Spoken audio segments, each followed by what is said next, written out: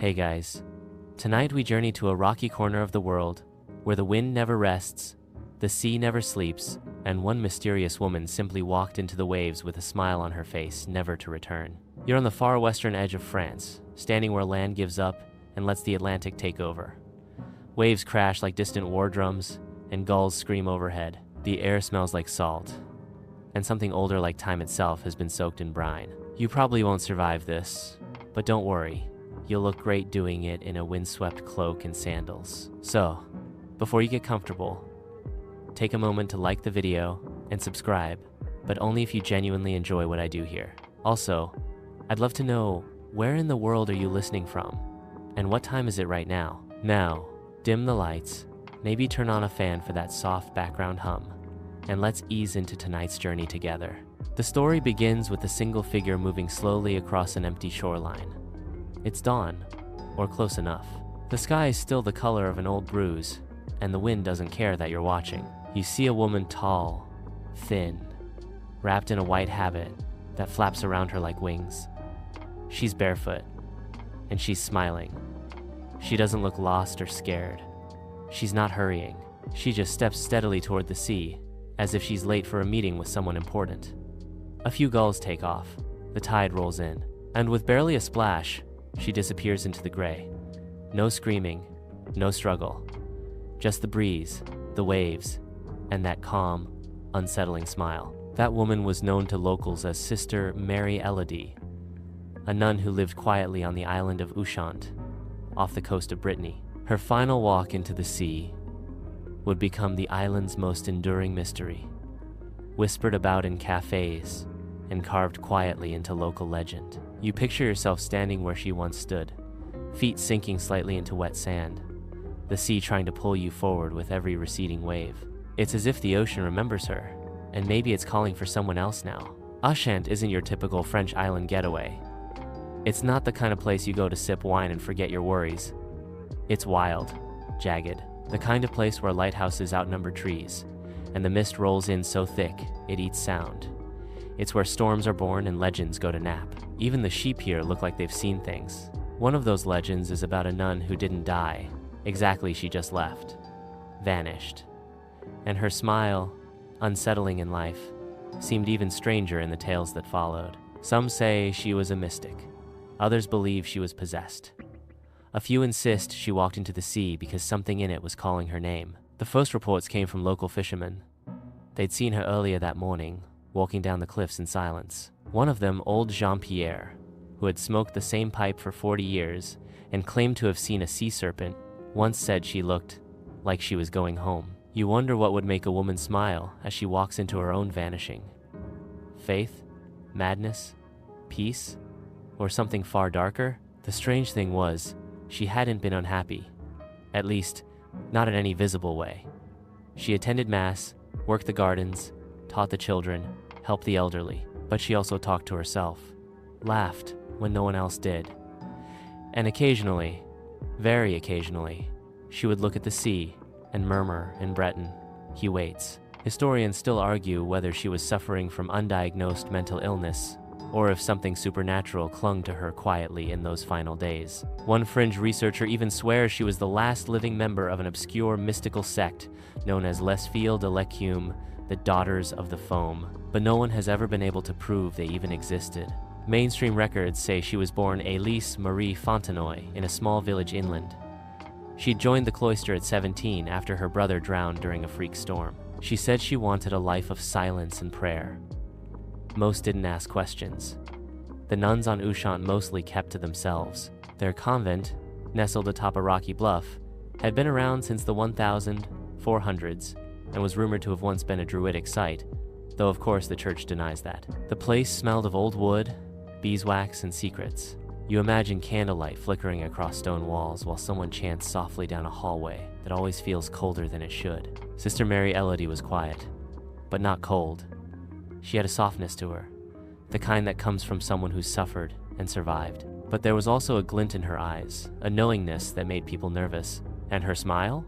Too wide, too frequent, like someone who was always in on a private joke. The night before she disappeared, she ate with the other nuns in silence, The meal was grilled mackerel, bread, and broth. She finished every bite, folded her napkin with care, then looked up and said, "Tomorrow, I go to him." At first, no one reacted. It was the sort of phrase a nun might say, but there was something in her tone, something too final, too light. The abbess asked if she meant confession or death. Elodie just smiled again and replied, "Neither, just the sea." And the next morning at precisely 5:37 a.m., as confirmed by the lighthouse keeper's log, she walked calmly down the cliff path and into the water. No body was ever recovered. No clothing washed back ashore. Only her simple wooden crucifix was found resting upright in the sand, pointing west. A few days later, the dreams began. Several villagers reported seeing her in their sleep standing waist-deep in the ocean, smiling, whispering things in Old Breton. One woman swore she awoke to find seaweed on her pillow. Another man claimed he found a single wet footprint inside his locked home. Quirky? Absolutely. Sleep-deprived locals? Possibly. But the island hasn't been the same since. To this day, visitors occasionally report seeing a white-robed figure walking toward the sea at dawn, only to vanish when approached. You watch from the shore as the tide rolls in again, wondering if she'll appear just once more. The island of Ushant isn't exactly a tourist magnet. You wouldn't stumble across it accidentally while backpacking through Europe. It sits out there, like a forgotten comma, at the end of France's rugged Brittany coastline. One of those places that exists in defiance of convenience. If the mainland is the stage, Ushant is the trapdoor beneath it. You reach it by ferry, usually, but even that's a gamble. The waters around it churn constantly, as if the sea itself is irritated by your attempt to cross it. Storms pop up without warning, and locals have this grim, sea-battered way of saying things like, "If the sea wants you, she'll take you." It's called the Island of No Shadows by old-timers, mostly because the weather's so unpredictable that direct sunlight feels like a rare luxury. Most days, the fog rolls in thick and soft, like someone shaking out an old wool blanket over the cliffs. You start sweating and shivering at the same time. It smells of salt, sheep, and peat. You can't tell if you're breathing fresh air or some leftover dream from the previous century. The village is small. Wind-slapped houses with blue shutters, crumbling stone fences, and chimneys that never seem to stop smoking.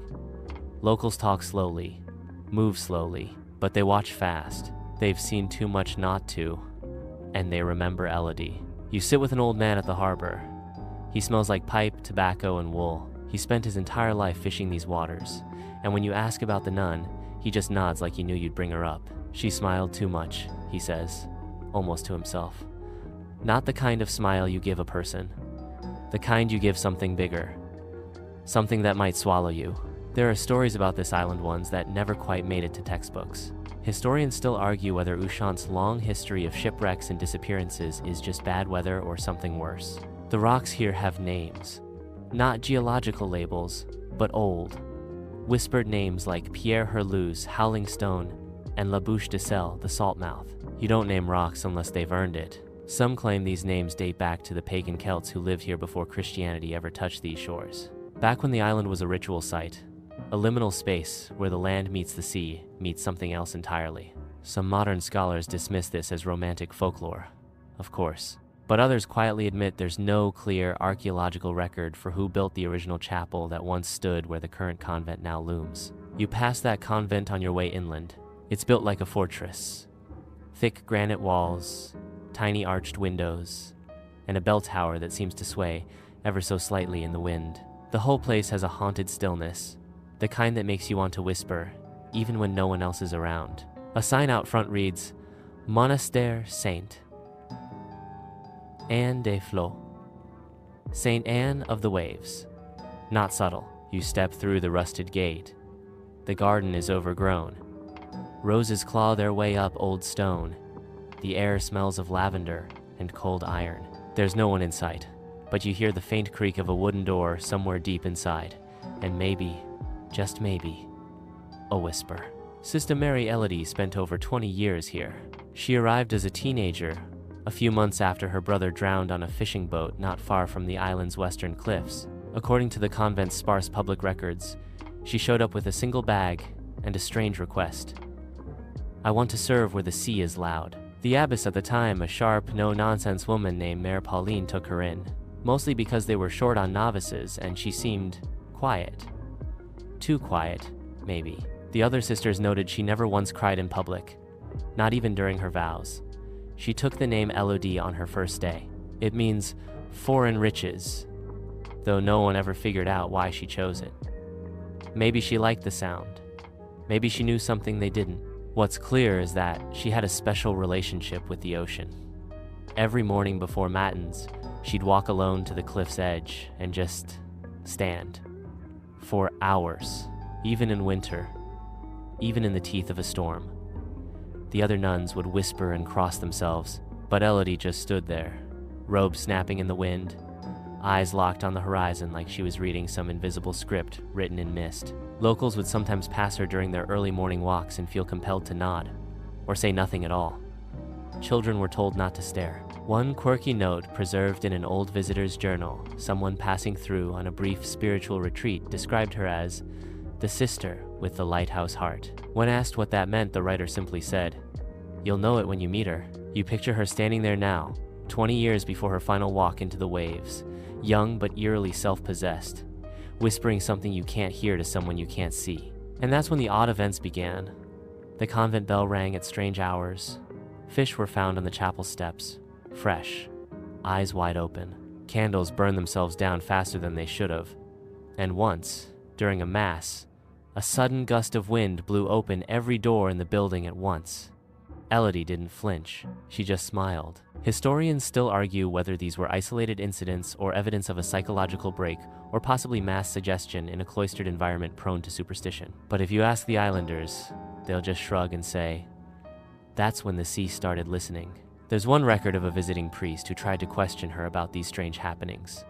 According to his notes, she simply replied, "We all return to Salt, Father. I'm just taking the scenic route." And she smiled. That smile has haunted Ushant ever since. You wake before sunrise, pull your coat tighter, and step out into the wind again. The convent's silhouette fades behind you as you take the narrow path winding toward the cliffs. You walk where she walked, barefoot or not, and the gravel crunches beneath you like 1,000 tiny bones. You half expect to feel her hand brush yours. Just a cloister on a cliff? Maybe. But you feel something pressing against your spine, like the island is leaning in to whisper a story you haven't earned the right to hear yet. Sister Mary Elodie's home, Monastère Saint-Anne-des-Flots, was a cloistered convent with a strict Benedictine rhythm. Prayer, work, silence. But those stone walls witnessed things no routine could contain. This was more than a place of worship. It was a place of thin boundaries. And Elodie? She was the cloister's ghost while still living.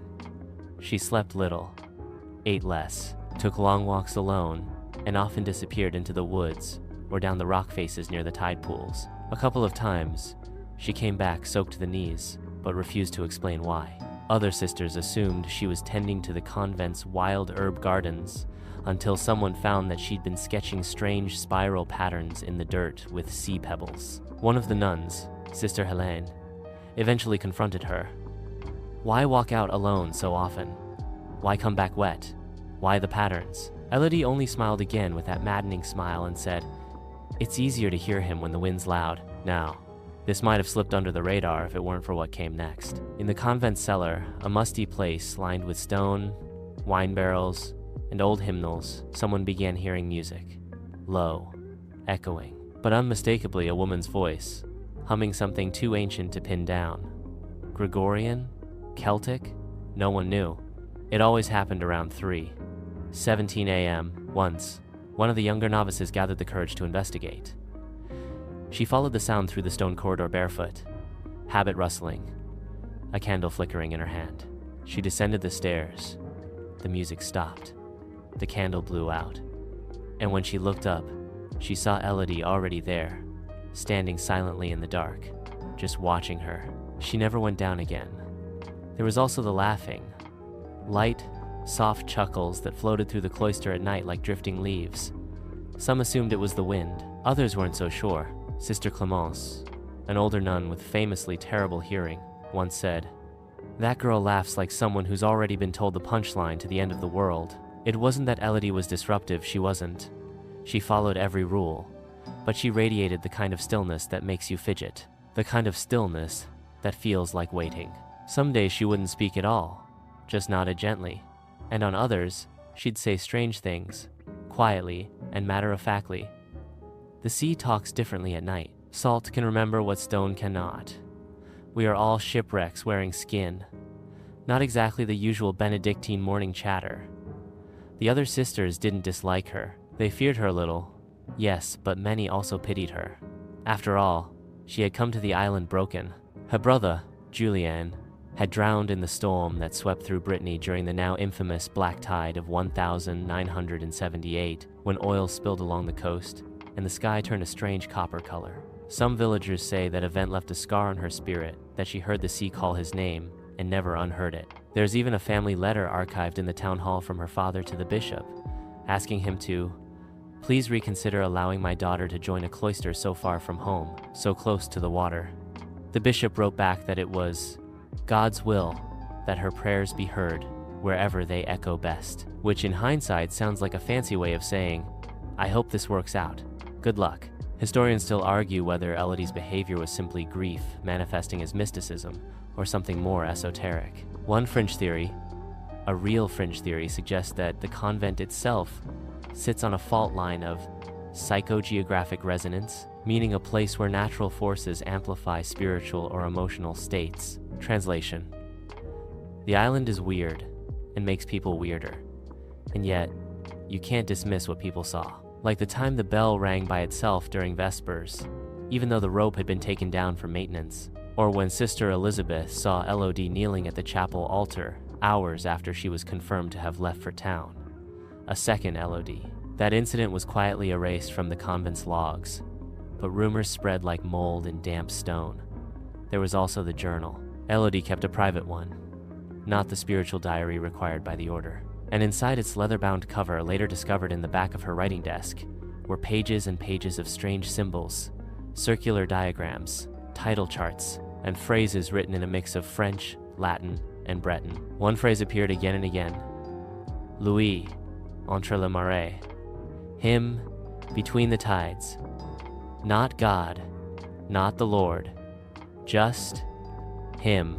The abbess, concerned but unwilling to provoke scandal, consulted an external spiritual advisor. He arrived under the cover of night, an elderly Jesuit with a gray beard and the kind of voice that sounds like it used to command ships. He spoke with Elodie for hours.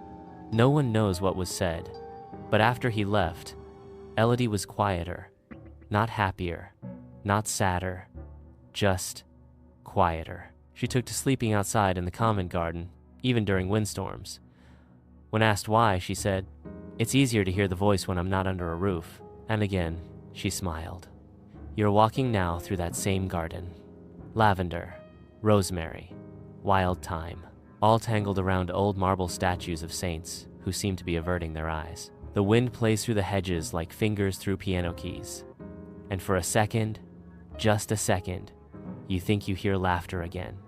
Soft, far off, and salt-tinged. You turn. No one's there. You wake before the bells. Not that you meant to, it's just that kind of island. Even when you sleep, something ancient and unsettled watches you through the mist. You wander toward the convent's kitchen. The building creaks and settles like a ship at anchor. In this early morning dimness, you can still smell the fish from the previous night's dinner, its salty tang clinging to the air like a memory that won't rinse clean. That last meal, Elodie's final supper, was mackerel, crusty brown bread, and leek soup. Ordinary, comforting, and yet, in hindsight, somehow terrifying. Every sister remembers how she looked that evening. Calm, glowing almost, with hands folded neatly on the table and her eyes fixed not on anyone around her, but on the far wall. She was staring through it, said Sister Bernadette later, like she was already on the other side. The others tried not to look directly at her. There was something in her stillness that felt contagious. Like if you looked too long, you'd stop blinking and start knowing things you weren't ready to know. She barely touched her soup. She did, however, eat every bite of fish, methodically, as if she were honoring it. Then came the moment that's now been replayed 100 different ways by everyone who was there, and even some who weren't. As the meal ended and the sisters began to clear their plates, Elodie stood up gently, rested her hand on the back of her chair, and said, almost playfully, "Tomorrow, I go to him." No gasp, no crash of lightning, just a few raised eyebrows, one spoon clinking against a bowl, and the muffled thud of someone dropping a napkin. The abbess asked softly, "To confession?" Elodie smiled. "No, to the water." Laughter? A joke? Maybe. But she didn't blink when she said it. She then bowed slightly, wished everyone good sleep, and walked away down the corridor, her white habit trailing behind her like a ghost already in motion. One sister said she saw droplets on the floor behind her. Not footprints, just tiny pearls of water spaced evenly like some invisible tide had followed her in. That night, the wind was loud, even louder than usual. Doors rattled, a shutter flew open. Somewhere in the convent, a statue of St. Catherine was found turned ever so slightly to face the wrong way. Nobody admitted to touching it. Historians still argue whether Elodie's statement was a cryptic suicide note, a symbolic ritual, or simply the final symptom of long-brewing delusion. One paper even compared her to mystic saints who experienced holy ecstasy, the kind that comes with visions, disembodied voices, and a tendency to wander off cliffs. But you're not in a library reading case studies. You're on the island. And when you retrace her steps that night, you feel the difference. This place doesn't need explanations. It just wants to be felt. Elodie's room was small. A cot, a wooden writing desk, a simple wooden cross. Nothing unusual except for what she left behind. The next morning, her bed was neatly made. The crucifix had been removed from the wall and placed on the center of her pillow facing upward, arms open. Her sandals were gone. So was she. The only other clue was the note, if you can call it that. Just one line written on a folded page, left in her open journal. The sea is not an ending, only a veil.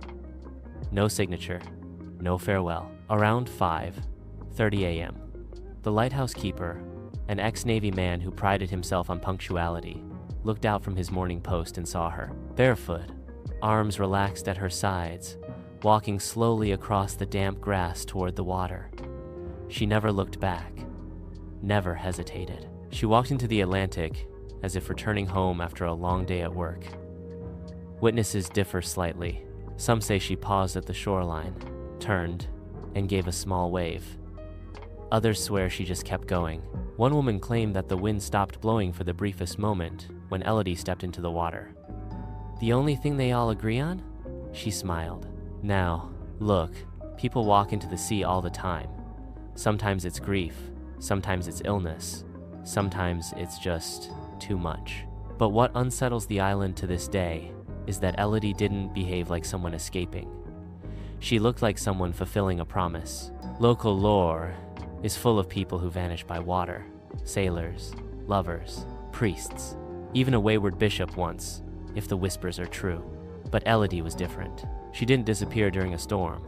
There was no fog that morning, no heavy waves. The sea was oddly calm, like it had been waiting. One quirky detail that gets mentioned every time: her footprints.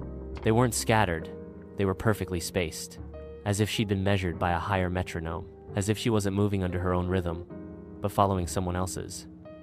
After she vanished, searchers combed the coastline. They sent divers into the water. Drones, later, sonar. Nothing. Except for one thing. An hour after her disappearance, her crucifix was found on the shore, upright, unburied, balanced in the sand, and facing west, not east, toward the mainland, but west, into open ocean. You walk down to that beach now, wind clawing your sleeves, shoes digging into the wet sand. You find yourself checking over your shoulder, irrationally certain you'll see someone in white standing behind you. But there's only wind, only gulls, only the hush of waves whispering a name you can't quite hear.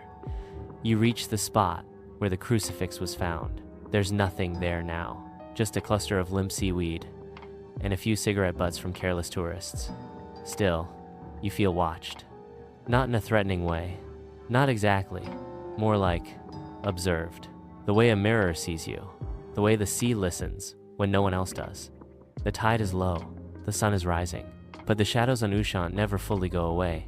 They just sink into the sea and wait.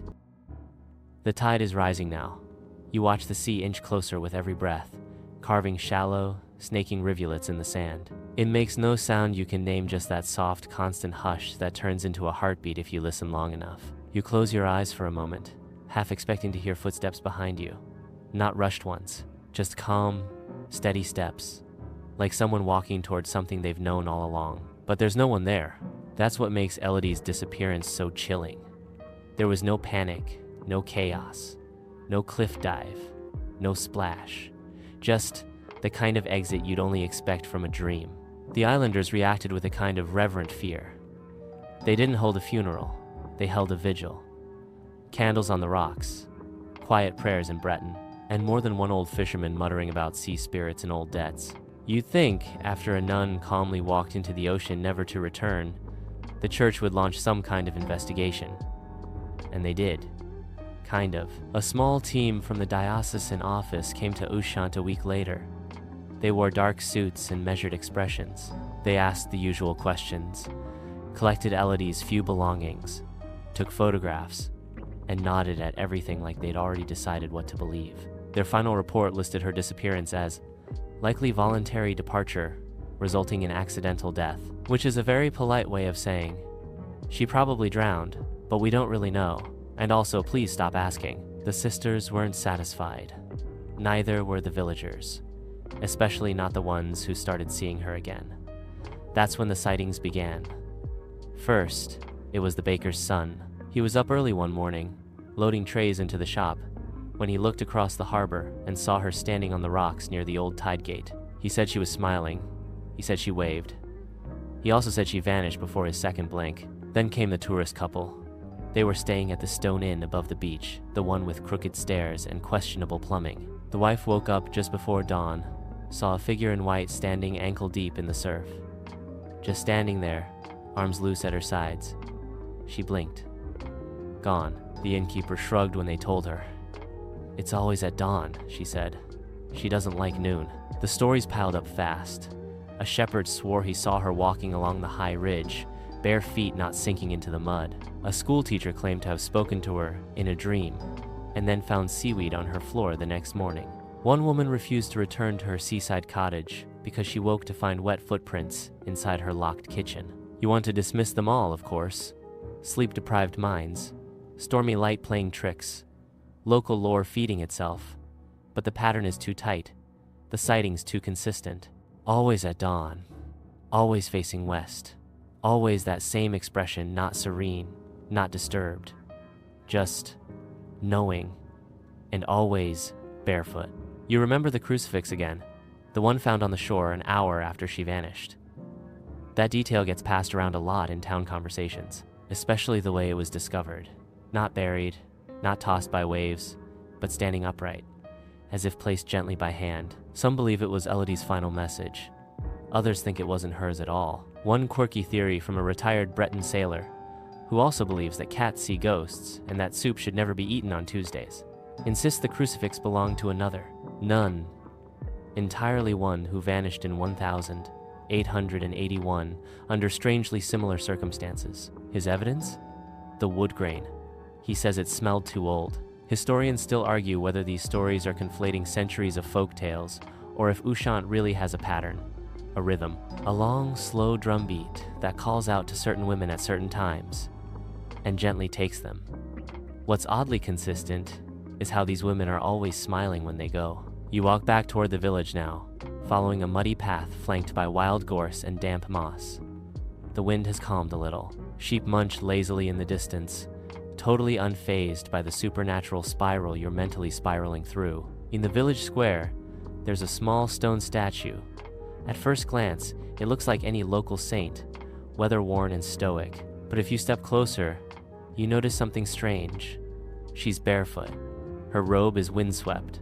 Her expression is subtle, but unmistakable. She's smiling. There's no plaque, no name, no date, just this unnamed figure watching the sea. The locals avoid talking about the statue directly. Some say it was commissioned anonymously after Elodie's disappearance. Others claim it's been there for decades, maybe longer. Either way, it feels like a bookmark in a story no one's willing to read aloud. You step into the small church next to the square. Inside, it's dim and cool, candles flickering like tired stars. The air smells like incense and old wood. Along the left wall, you find a painted mural, faded and flaking, but still legible. It shows a line of women, robed in white, walking single file into the sea. At the front of the line, one woman turns slightly toward the viewer, just enough to show a familiar half-smile. Now, here's where it gets weirder. The mural predates Elodie by at least a century. No one knows who painted it. No signature, no parish records, just there, waiting, smiling. And you start to wonder, what if Elodie wasn't the first? What if she was just the latest? You step out of the church and back into the wind, mind spinning like the prayer wheels in Buddhist temples, except yours are turning in reverse, pulling you backward through time. The mural still clings to your vision. A line of white-robed women walking into the sea, the last one smiling. Back in the village cafe, locals lower their voices when you bring her up. They'll chat about shipwrecks. They'll tell you about the goats that once ate a whole fishing net, and they'll happily share sardine recipes for 3 generations back, but mention Elodie, and the table falls silent. One woman crosses herself. Another just mutters, "Elle n'est pas partie seule." She didn't go alone. You sip your bitter coffee and pretend not to shiver. It doesn't help that this isn't the first time someone has vanished from this island.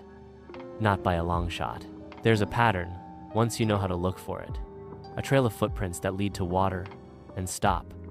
A list of names, mostly women, quiet ones, withdrawn, devout, dreamy. All of them linked by the same geography, the same rhythm of tide, the same slow drift into something no one can quite name. Historians still argue whether these stories are folklore grown fat on fish and fog, or if there's a genuine trend being ignored by the mainland, because it's too weird to fit into a report. Officially, only a handful of people have gone missing from Ushant in the last century, but unofficially, the list is longer, scribbled in the back of notebooks, whispered in kitchen corners. One of the oldest stories involves a girl named Mariette from the 1700s. She worked in the lighthouse, never married, spoke to the sea like it owed her something. One night, she left behind her shawl and a small note. Je vais en bas. I'm going down. They never found her. Another case from 1912. Sister Camille, known for humming sea shanties in Latin, which, let's be honest, is already deeply unsettling. She vanished on Easter morning. Her footprints ended on the chapel steps leading out, not in. A fisherman swore he saw her standing on a rock half a mile offshore, hands clasped in prayer. No boat, no wet clothes found. Just a single white ribbon on the beach, tied in a knot used only by local sailors to mark death at sea. Then there was the war bride from Marseille, who came to Ushant in the 1950s and lasted 3 weeks before she was last seen climbing down the cliff path barefoot. Her husband swore she was sleepwalking. The townspeople weren't so sure. One quirky theory comes from a now-closed fringe anthropology journal called Currents of Memory. It suggests that these vanishing women may have been unknowingly reenacting a prehistoric ritual, one rooted in fertility, grief, or even celestial alignment. It mentions an ancient stone circle beneath the water off the island's western tip, which some divers claim to have seen when the tide is especially low. The journal was discontinued after one of its editors disappeared while investigating coastal phenomena near Ushant. Coincidence, right? Maybe. You find yourself standing at the town hall's small archive room, a dusty corner tucked behind a wall of community event flyers and 2 forgotten umbrellas. The archivist is a man in his 60s, with a red nose and the kind of hands that look built for repairing clocks or undoing secrets. When you ask about other disappearances, he sighs and gestures toward a thin drawer labeled Cas Particuliers Special Cases. It's barely more than a shoebox of brittle folders. You dig through yellowed pages. Most are incomplete. Reports filed late, scribbled statements, oddities that never made the papers, but the language repeats. No signs of struggle. Clothing found folded. Witnesses describe a smile. Heading west. One faded page contained a short note written by a woman named Louise, dated 1893. Il m'appelle entre les marées. Je ne veux plus résister. He calls me between the tides. I don't want to resist anymore. You stop cold.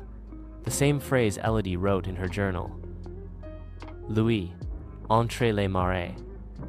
You take the folder to the archivist and ask if he sees the connection. He squints, shrugs. People here, they like to forget. Do you? You ask. He gives a small, tired smile. Doesn't matter what I remember, the sea remembers for all of us. You walk back to the harbor, the wind picking up again, and the sun beginning its slow sink behind a blanket of gray cloud. Something about the light feels old. The air smells like change. There's one more place you haven't gone yet. Locals call it La Brèche, the breach. It's a narrow inlet between two steep rock walls. You can only reach it at low tide.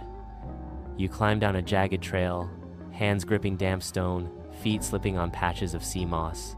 And then, suddenly, it opens up into a hidden cove. Perfectly symmetrical. Perfectly wrong. No birds, no shells, no footprints but yours, and something glinting in the sand. You kneel, brush it clean. A simple ring of polished coral, knotted with a bit of white thread identical to those worn by nuns as part of their commitment vows. You turn it over. There's something etched into the inside. 2 initials. E.M. Elise. Marie. Elodie. Your breath catches. You look up and the sea is still, waiting, as if it's holding its breath too. The ring is warm in your palm, not in a sentimental way, in an impossible way. It shouldn't be warm. The wind here cuts through even the thickest coat, and yet this simple coral loop glows faintly against your skin, as if it had been resting in the sun moments before you found it. But the cove you're standing in hasn't seen full sunlight in hours. You tuck it into your pocket carefully, as though it might dissolve if exposed to air for too long. Then you look back at the narrow trail you descended the only way in or out of La Brèche. Already, the tide is licking at the edge of the rocks. Just a trickle, but steady. You feel it now.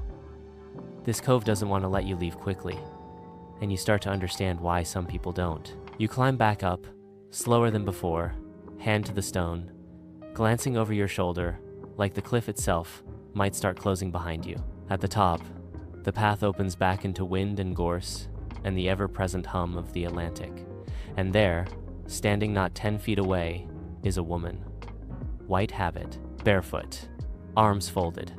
She's not looking at you. She's looking out to sea. You blink and she's gone. You're too tired to even gasp. That's how it happens, the locals say. Not with horror, not with a scream. Just there, and then not. By now, the edges of your mind are softening, your sense of time bending around the island's curves. Every step feels rehearsed. Every breeze sounds like a whisper in a dialect you almost understand. You head back to the convent, what remains of it. The building has been shuttered for over a decade now. Officially, it closed due to declining vocations and structural concerns. Unofficially, no one wanted to be the last nun left standing next to the empty beds. No one wanted to walk those corridors at night alone.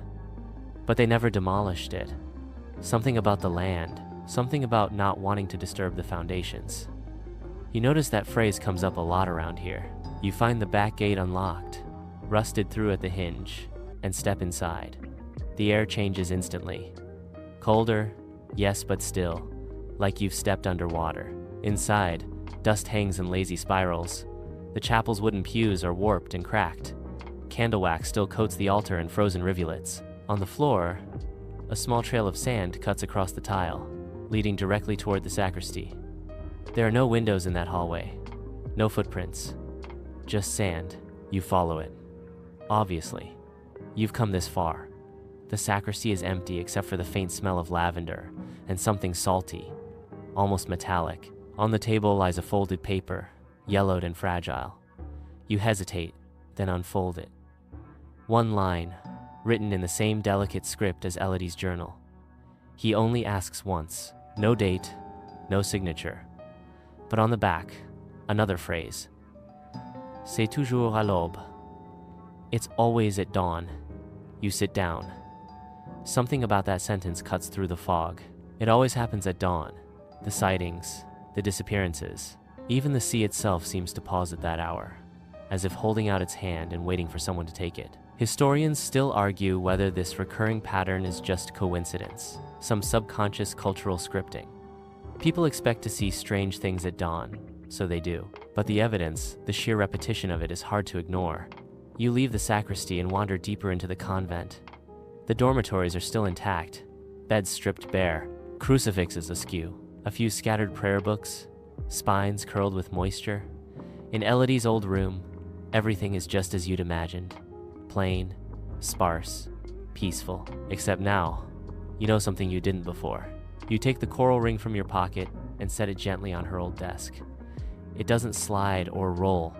It stays perfectly still. You feel like that means something. You leave it there. Back outside, the wind has shifted again. This time it smells like sea foam and wet stone, like a memory trying to get your attention. You return to the western cliffs for sunset, not because you're hoping to see her again, because now you expect to. And sure enough, just before the last of the light disappears, there she is. This time, closer, barefoot, hair damp, habit fluttering, still smiling. But now you see the difference. She's not smiling at you. She's smiling at something behind you. You turn slowly, heart pounding, expecting the worst, and find only sea, wind, and sky. But they look different now, alive in a way that feels less like weather and more like presence. Like the island itself has opened its eyes. You remember the whisper, "He only asks once," and you start to understand what that means. He, the presence, the call, the thing between the tides, isn't interested in pleading. He doesn't bargain. He doesn't knock twice. He just waits. Once. And if you hear him, well, it's up to you what you do with that. You stay at the cliff's edge, long after she's vanished again, long after the last light fades. The wind dies, the sky turns ink. You don't hear voices, you don't see visions, but something settles inside you, calm and ancient and wide. A hush, as if the whole island has taken a breath. The next morning you wake before the sun, again. No alarm, no noise, just something quiet and insistent inside your chest, nudging you gently upward. You lie there for a moment, listening. The room hums with stillness, but outside, you can feel the air beginning to shift. The island breathes differently before dawn. You rise, dress in layers, and slip outside. The streets of the village are empty, but not in the lonely kind of way. More like they're waiting their turn to speak. You pass the statue again, the barefoot figure in white, still smiling out to sea. This time, a single sprig of rosemary lies at her feet. Fresh. Someone else has been here. You make your way back to the cliffs. The wind is light now, more whisper than shove, carrying sea spray and something sweeter, lavender. Again, or maybe wild thyme. The waves roll in soft and slow, like the sea itself is still waking up. You reach the cliff's edge and stop. The same place Elodie stood. The same place Mariette might have. Camille, Louise, maybe even others whose names have been lost in salt and sand. From here, the horizon looks like a closed eye. Still, endless. And yet, you feel watched. Not the eerie kind of watched. Not haunted, just witnessed. You remember Elodie's words, "The sea is not an ending, only a veil." The line had felt poetic before, but now, after everything you've read, heard, felt, it sounds more like a roadmap. You kneel near the edge, just for a moment, and run your fingers through the damp grass. Something smooth. You dig a little and pull out a small, flat stone polished by time and tide, marked with a spiral. Another one of her sea patterns. The same ones she sketched in the convent's garden. The same shape drawn in the margins of her journal. Not religious, not decorative, more like a compass. A local elder had once called it La Marque du Retour, the mark of return. No one knows what that means. Maybe Elodie did. You pocket the stone and head inland again. There's one place left to visit, one no one talks about directly. The chapel ruins on the far north bluff, hidden beyond a grove of twisted pines. It's not marked on most maps, no signs. But the path finds you anyway. You walk it slowly, the ground damp underfoot, moss thick on the rocks like green velvet.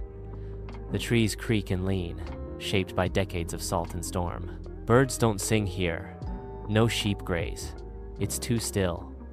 Then, through the branches, you see it. A circle of stones, waist high, carved long ago. Not in Latin, not in French, not in any language most archaeologists could recognize. Scholars have tried to date it, tried to explain its purpose, but the only thing they agree on is this. It's older than Christianity, older than most things with names. At the center of the circle is a raised slab, like an altar. On it, another spiral, identical to Elodie's. Not painted, not carved, formed from carefully placed shells, smoothed glass, and bits of bone-white driftwood, fresh. Someone's been tending it. You circle the stones, slowly. You're not sure why, but it feels right. The breeze follows you, curving with your steps. By the third pass, your skin is tingling, not from cold, from something else. You stop in front of the altar. There, lying flat on the stone, is a second coral ring, smaller than the one before, child-sized. You don't pick it up, you just look, because now it's clear Elodie wasn't trying to disappear. She was building something, a path, a message, a ritual without a name, one that stretches backward through the bones of this island, and forward into the sea, and maybe forward into you. That thought sits heavy as you leave the grove and return to the village. The clouds roll in again, the ferry dock creaks, and people begin their quiet lives, just as they always have. But things feel different, because now you see it everywhere. In the nun walking past you with bare feet, in the boy sketching spirals in the dirt, in the wind that suddenly hushes every time you near the cliffs. You ask yourself a question you didn't plan to ask. What would it take to walk into the sea? Not in despair, not in madness, but in clarity, in answer to something that's called your name so gently, so patiently, that only silence could hear it. You walk again automatically, almost toward the edge of town, back to the cove, back to La Brèche. The tide is out. The rocks glisten. The entrance is clear. You descend, slower this time, not out of fear, out of respect.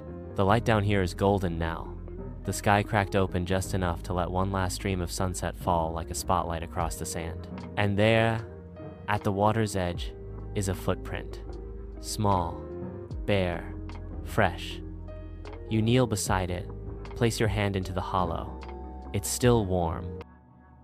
You sit there for a long time, hand in the sand, the shape of that footprint gently cupping your palm. It isn't just a mark, it's an echo, like someone left it for you, not just as evidence but as an invitation. The water inches closer, curling softly around the rocks like fingers searching for yours. You stay still, let the tide find you. And for a moment, just one moment, you understand why Elodie may have chosen not to run. You rise slowly and back away from the edge, careful not to disturb the footprint. You're not ready. Not yet. But you've crossed some unseen line now. You can feel it in your body, humming just beneath your skin. On the walk back to town, things feel different. The trees along the trail seem more alert. The moss underfoot is thicker, almost cushioning your steps like it's guiding you home. You notice symbols now you missed before. Spirals carved faintly into bark. Stones stacked in deliberate towers by the path. Nothing chaotic, nothing wild. All of it composed, thoughtful, like breadcrumbs. You pass the old well near the convent garden, the one that had been bricked up decades ago. Legend says the well was sealed after a young novice claimed she heard voices from the bottom. Not screams, not wailing, singing. The abbess at the time dismissed it as emotional strain. The novice left the order not long after, and was never seen again.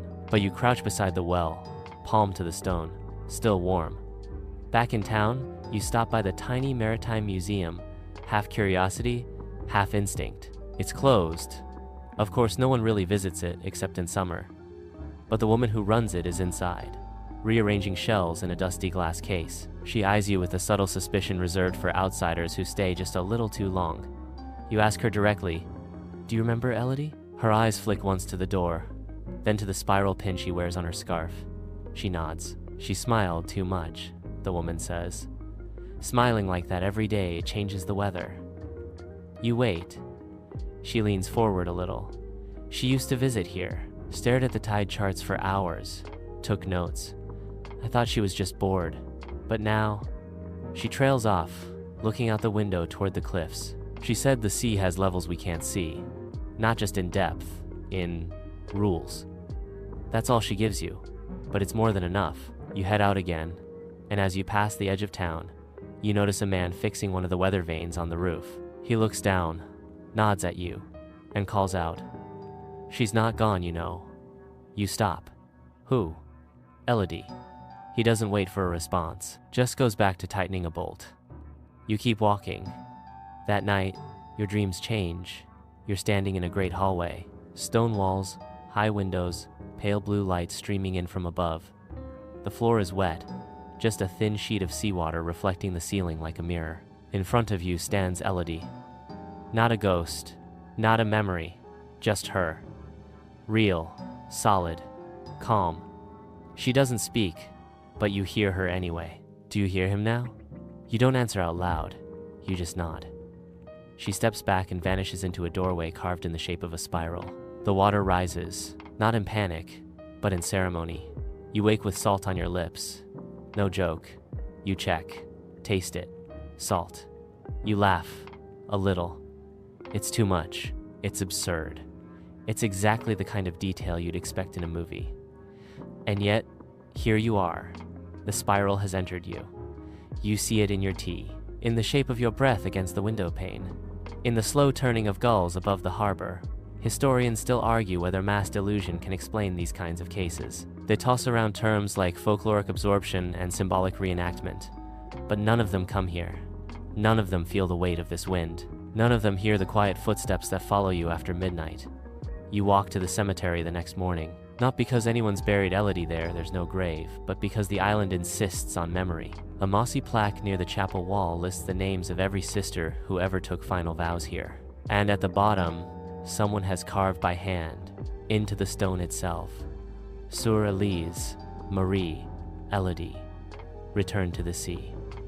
March 17th, dawn. Below that, another faint etching harder to read, like someone carved it with a nail or a spoon. Louis, entre les marais. It's not just a phrase anymore. It's a signature. You sit there for a while, the stone cold against your legs, and wonder how many others have felt this same pull, not just here, but in other corners of the world. Other cliffs, other quiet exits. What if the sea doesn't take them? What if it receives them? You walk back slowly, feeling the spiral of the island start to close around you again. Not like a trap, but like a story that knows exactly where it's going. You pass the convent once more. The gate creaks in the wind. For a moment, you swear the chapel bell chimes, but the rope was cut years ago. You don't look back. You just smile.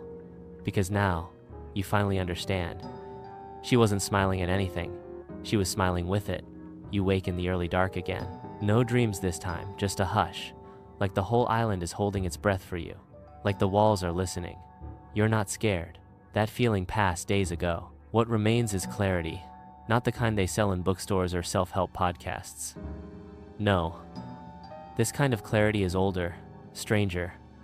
It doesn't explain itself. It just is. You dress without turning on the lights. You don't want to break the spell. Your boots rest by the door, but you leave them.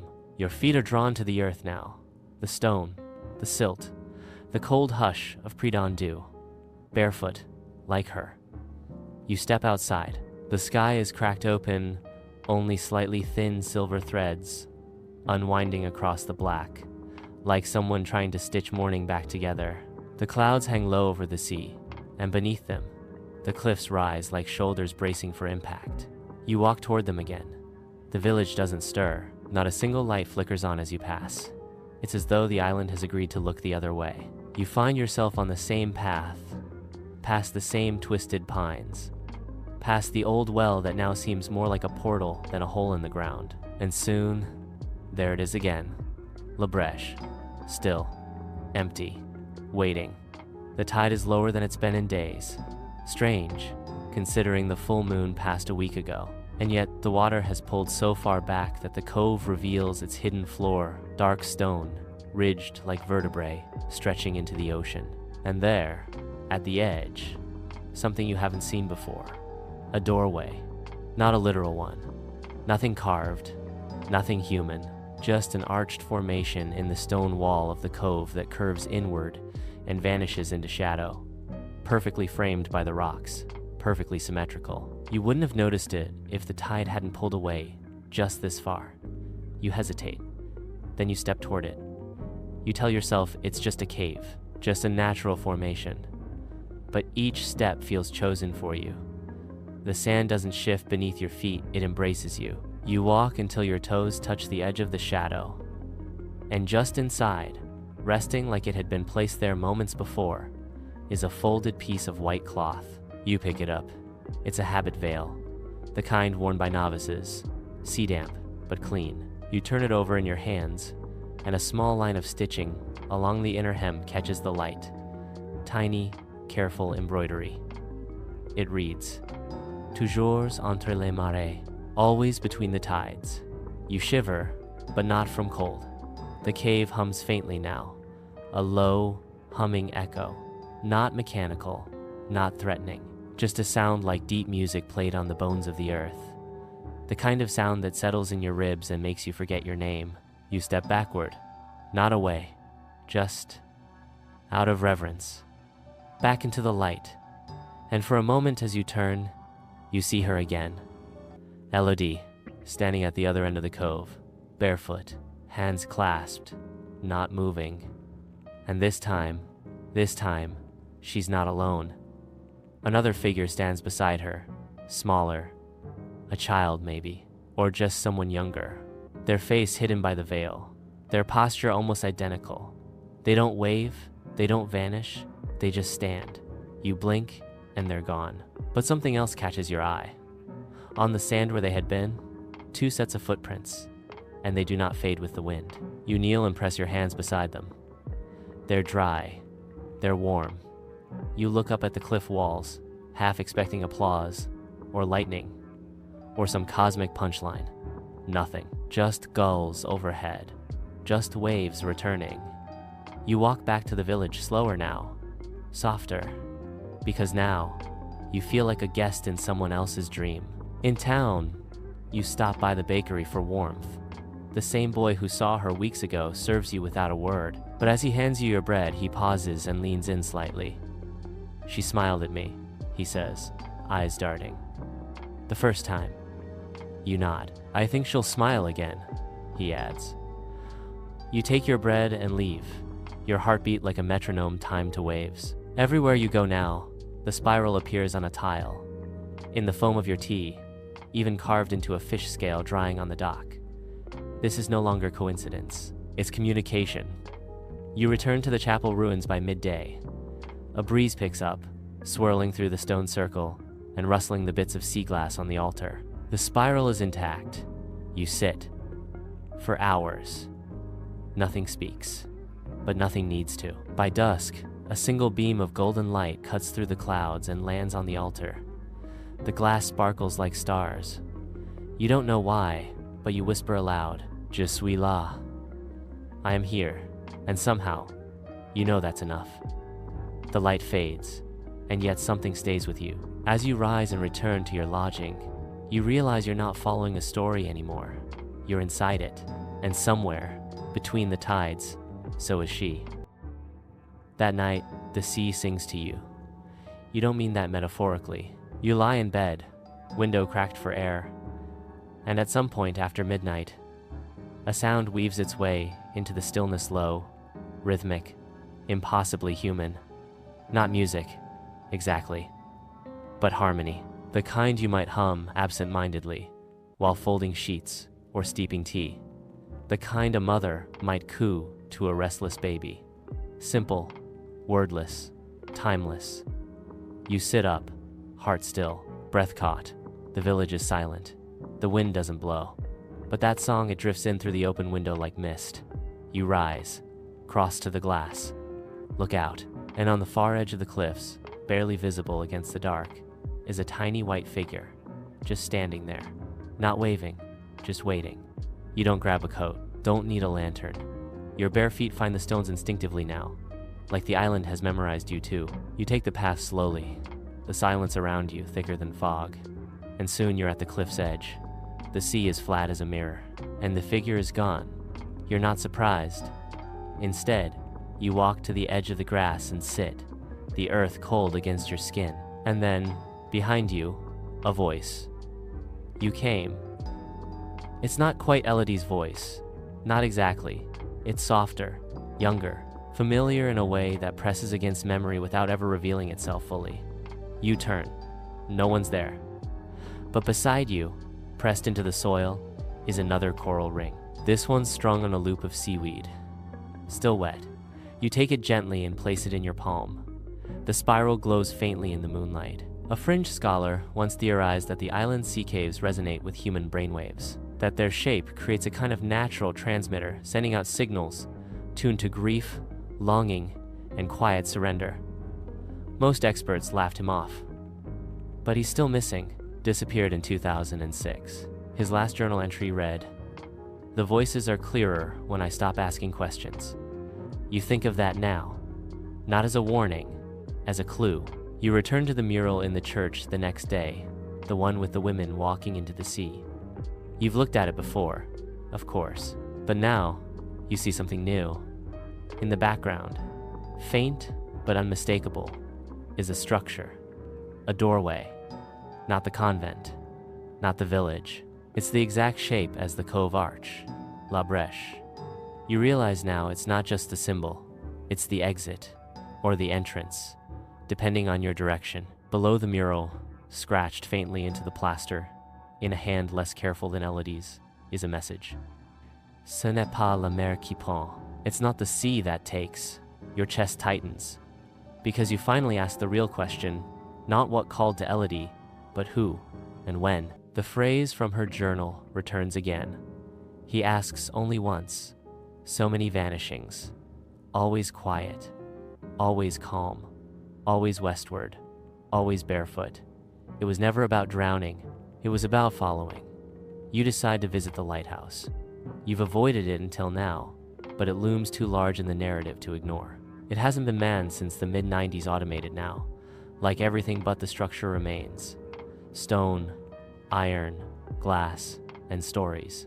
Lots of them. Mariette, the 18th century keeper, was the first of the Smilers.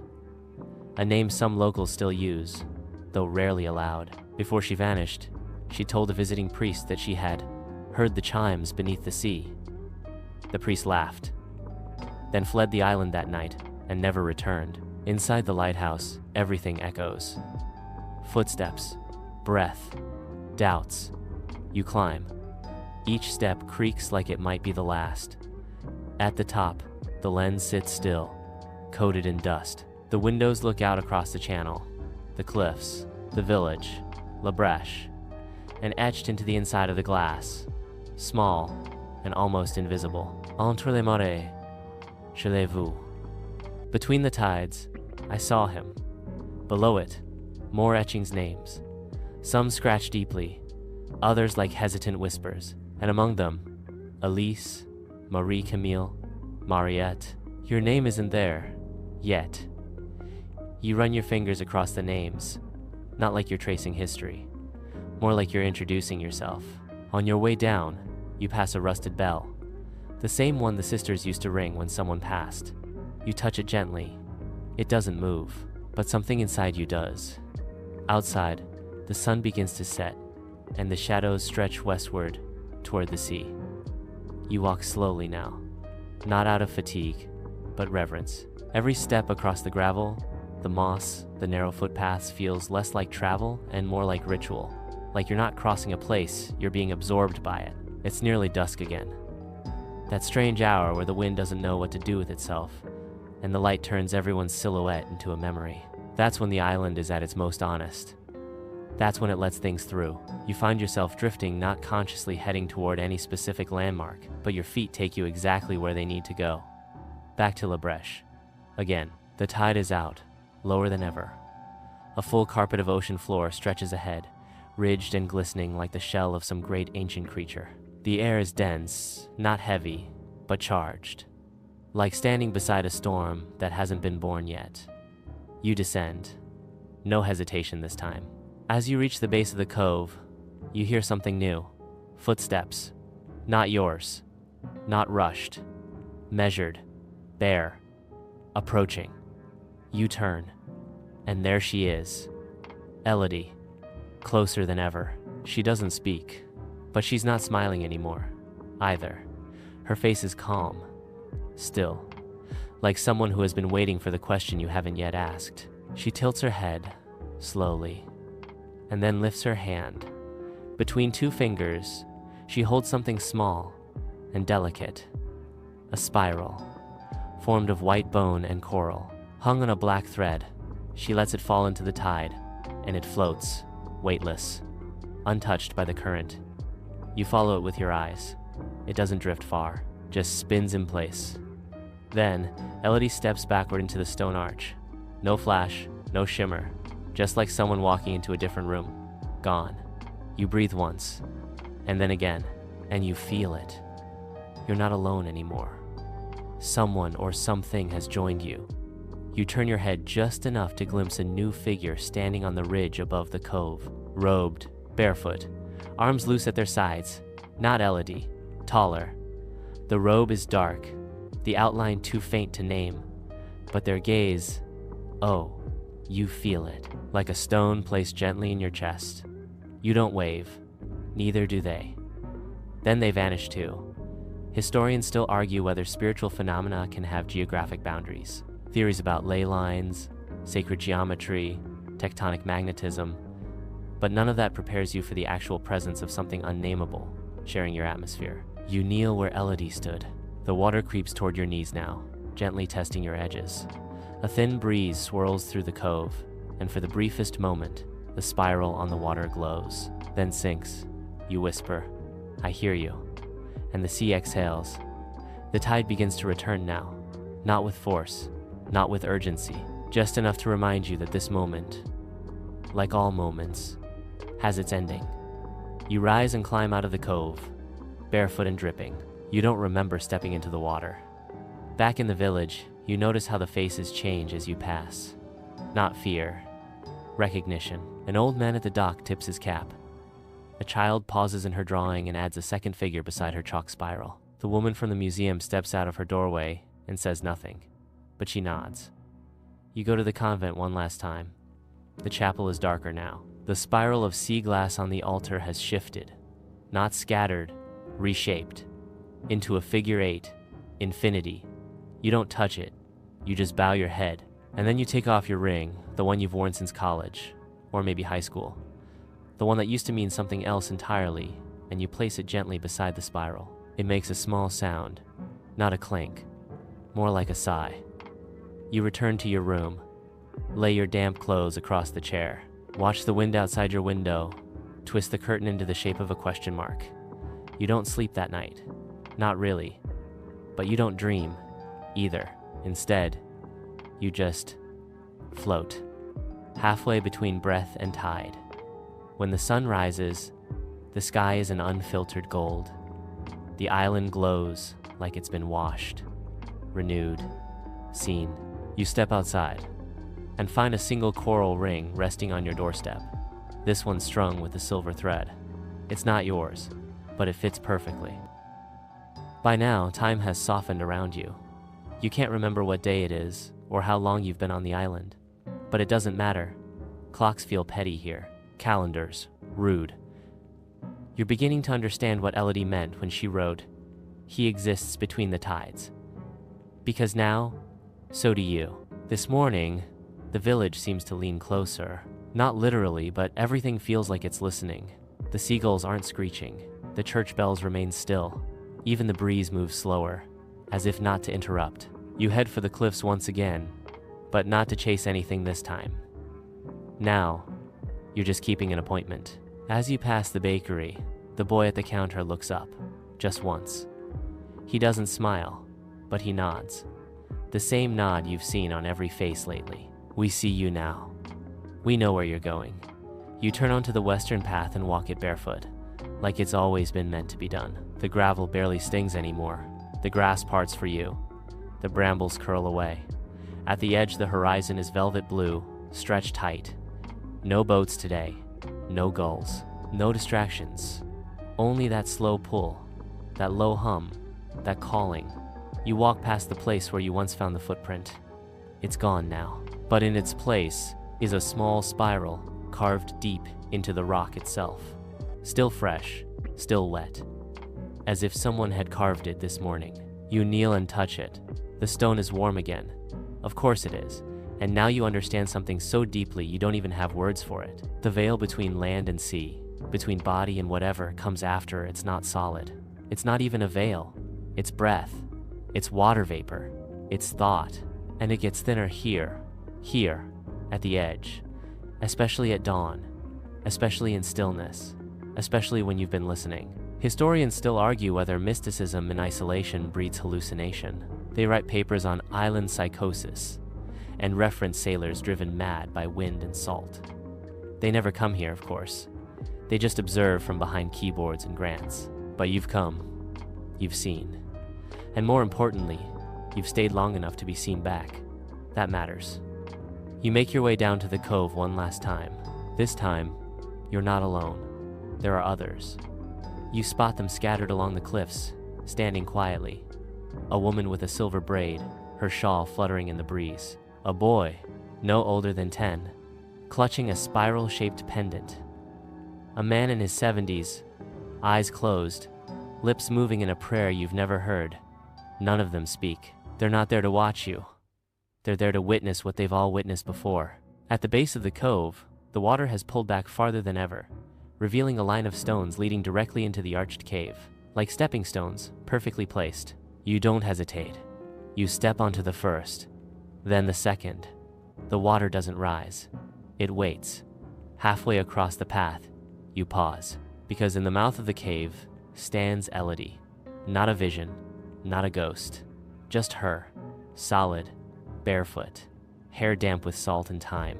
And behind her, dimly visible now, is something massive, not frightening, not monstrous, just old. A shape that curves like the earth, like tide, like memory. She extends a hand, and the spiral is carved into her palm.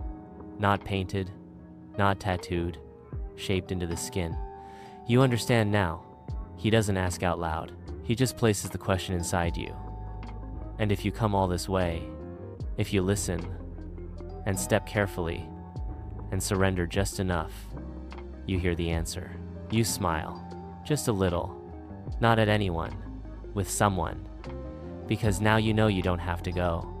You just have to know you could, and that knowing will echo in you forever. You take one more step forward, and the spiral turns, not on the water, inside you. You don't remember turning back, but suddenly you're on the trail again, the stones of the cove behind you, the sea gently rolling in like nothing ever happened, like it always does. The cave entrance is gone now. No arch, no passage. Just a smooth rock face, slick with salt and glinting in the sun. You blink once, then again trying to catch whatever it was you saw down there. But it doesn't return. And strangely, you're not disappointed. You don't need to see it again. You already carry it. The spiral has moved inward. No longer a symbol in sand or stone, but something beating behind your ribs, low and patient, like a tide, like a drum. You reach the edge of the bluff and look back. The others are gone.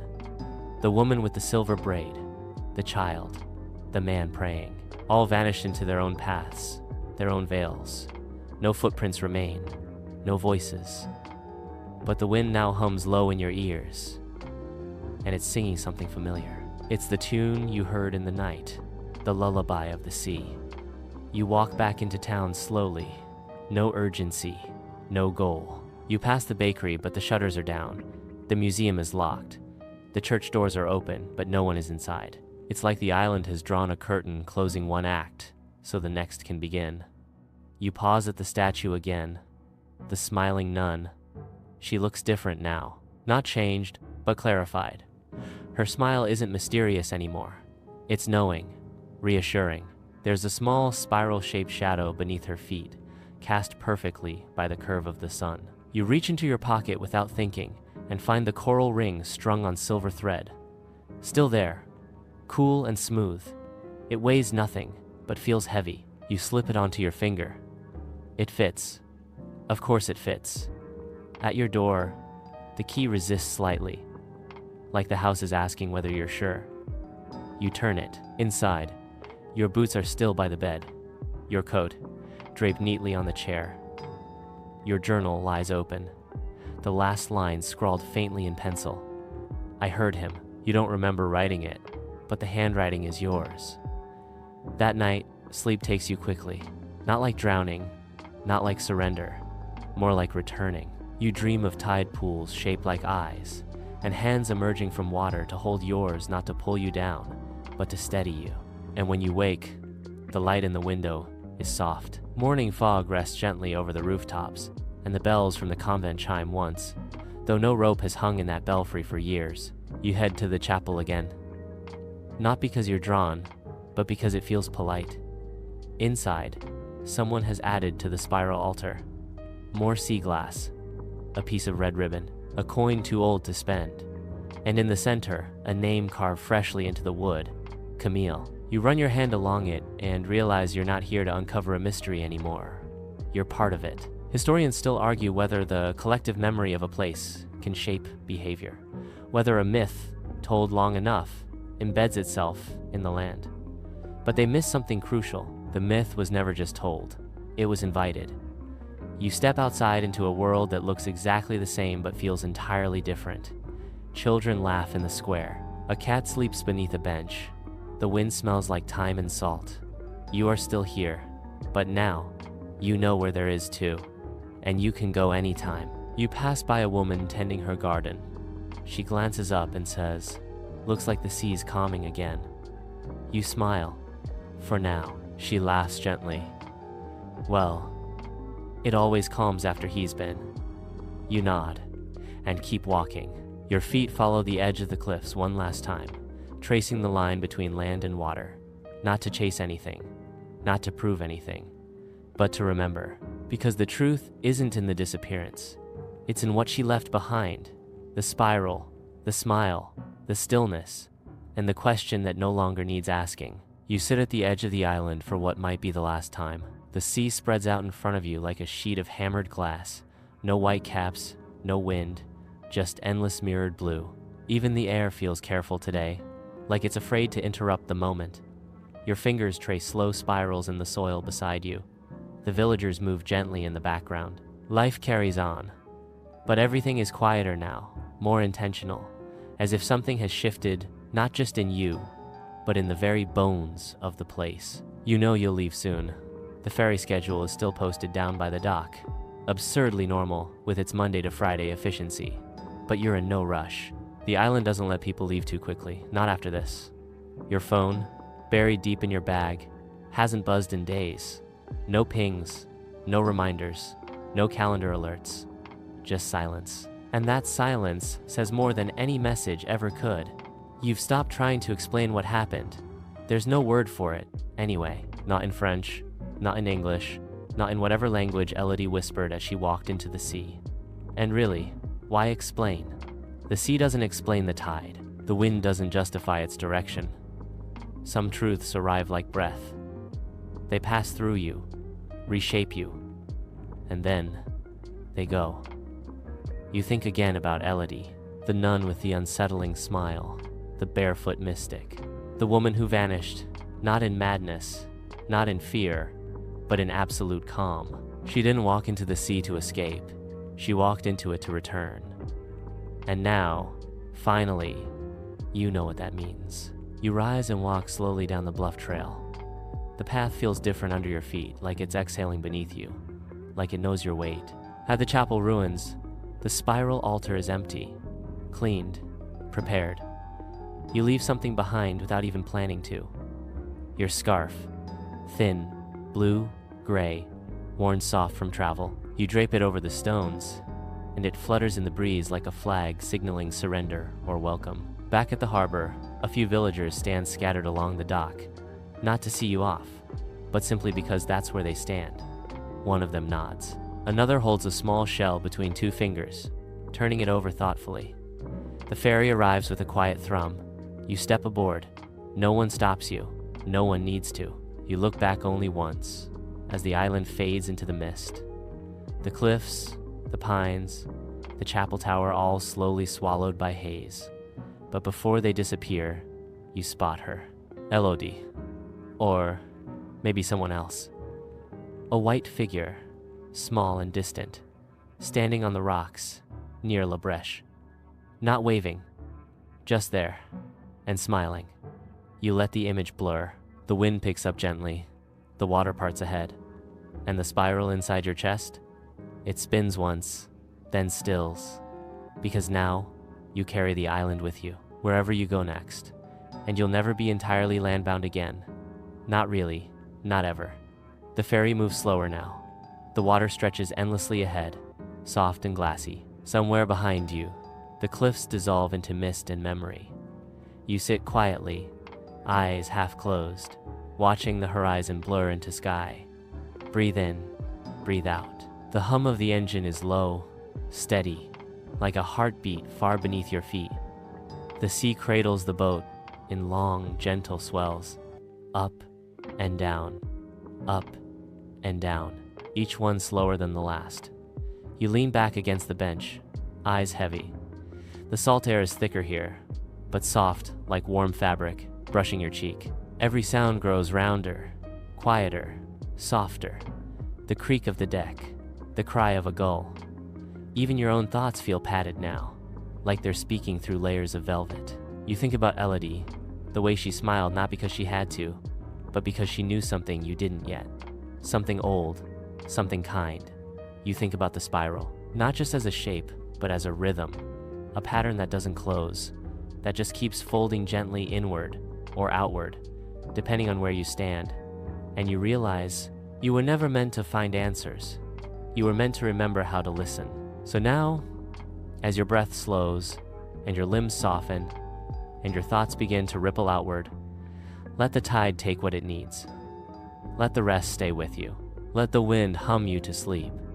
Because tonight, wherever you are safe, you are quiet, you are between the tides. End of script. Sweet dreams.